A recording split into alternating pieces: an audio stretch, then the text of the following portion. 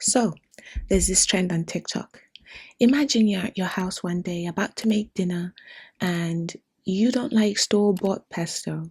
And so you decide to make your own homemade one because you have a cooking channel. You start off the video by saying, Call me crazy if you want, but I've never liked store-bought pesto. and you have no idea this is about to go viral. But it does. Not only does it go viral, people are not stitching cooking videos. Instead, they're telling crazy, wild stories about their own lives and linking it to how crazy it is that you do not like store-bought pesto. Hi guys, welcome back to my channel. Today is going to be a wild one. If you've been living under a rock like I have, in September there was a new trend called Call Me Crazy If You Want, but I've never liked store-bought pesto. And the stories that other people stitched with this are insane. So we're gonna go through this wild series and I will share with you some of the craziest stories. Like, comment, subscribe for more, and let's get into it. You might want to grab some snacks, girl, because it's about to get lit. Call me crazy if you want, but I've never liked store-bought pesto. Susie, that is unhinged. One time I was bartending and this man comes into the bar and he looks all like disheveled. He's all upset about something. And he's like, pour me a really strong drink. I'm like, okay, so I make him his drink. I'm like, what's up? What's going on? And he's like, oh, this day is always so tough for me. It's the day that I lost the love of my life 30 years ago. I'm intrigued. It's a slow night. There's only like some townies playing pool over there. They've got a pitcher, they're fine. So I'm like all ears. I'm like, oh, tell me more. How did it happen? And so he starts telling me this story of how him and his girlfriend, they had this amazing relationship. There was like a secret relationship from her parents because her parents were really strict and really religious.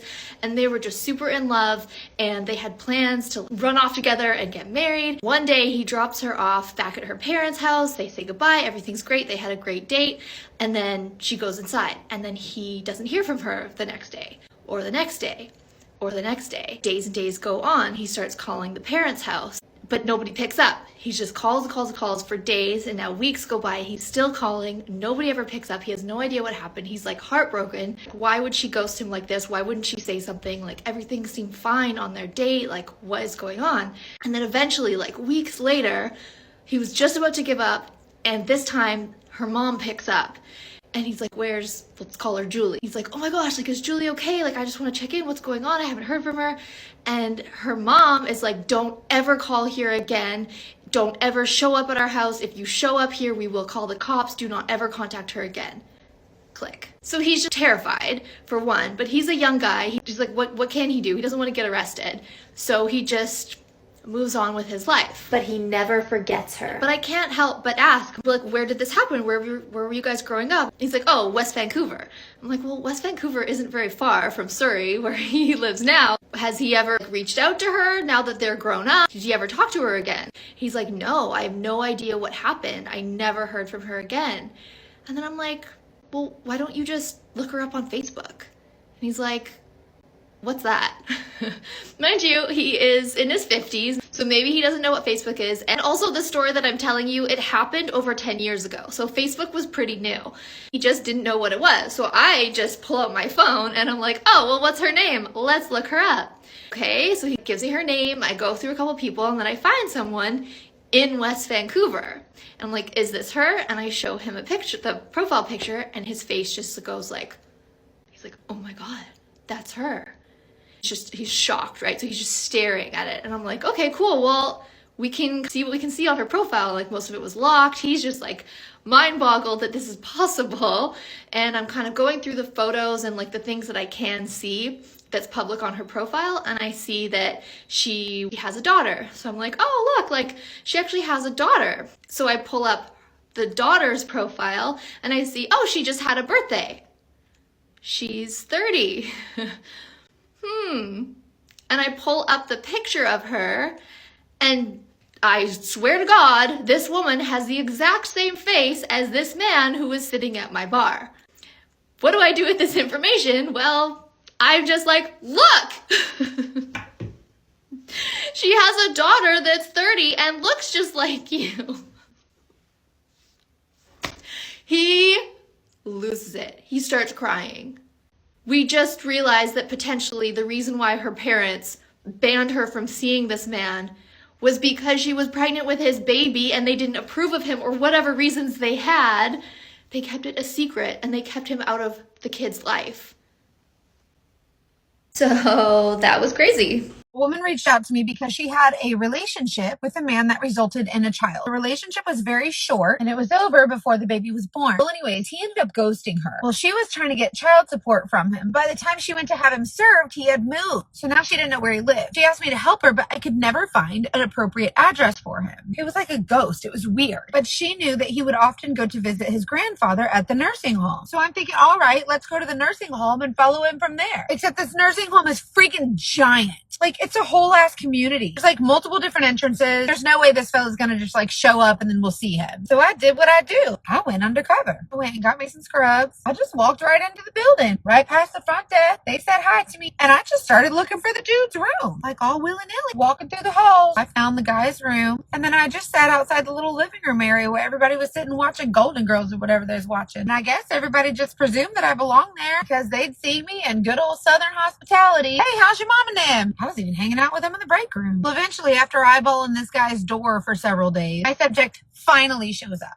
Yahtzee. Anyways, I run get my car, and now I have to follow him successfully to see where he lives so he can be served. Well, then he arrives, what I presume to be home, and there's kids in the front yard, and a woman who is nothing short of June Cleaver. Well, then it clicked. This man's out here all willy-nilly having babies with other ladies, and he's got a wife and kids at home. Left off with my guy arriving at home. I didn't see him again the rest of the night. I'm curious about the address my client said he moved from. It's a rental property and I hit a dead end. My client had been there, so she knows that he really lived there. They spent time together there. I just couldn't find much information on him, but I did find his mama, so I gave her a call. I said, hello, is this so-and-so's mama? And she says, it is. We're trying to deliver a package to him at this address. He doesn't appear to live there anymore and there's no return address. I'm just not sure what to do. She heard me in distress. Mama started spilling the beans. He tells me that he's an attorney downtown and instead of commuting, he just had a condo. He was living there during the week. Then Mama Bear drops another bomb. She said that a partner in the firm was sharing the lease on the condo. She advised not to leave the package with her because, and I quote, I think she's a hussy and I just don't trust her. Now we're BFF and she starts talking about her husband. Who am I to interrupt? She tells me the reason he moved out of that condo was because her husband died and left an inheritance to my subject. And the June Cleaver house was one of the properties they inherited, which is why I couldn't find him. I'm doing surveillance the next day just to figure out homeboy's schedule, his routine, stuff like that. And a process server shows up, like all willy-nilly, just knocking on the door. I immediately get my client on the horn and I'm like, did you get this address before I did?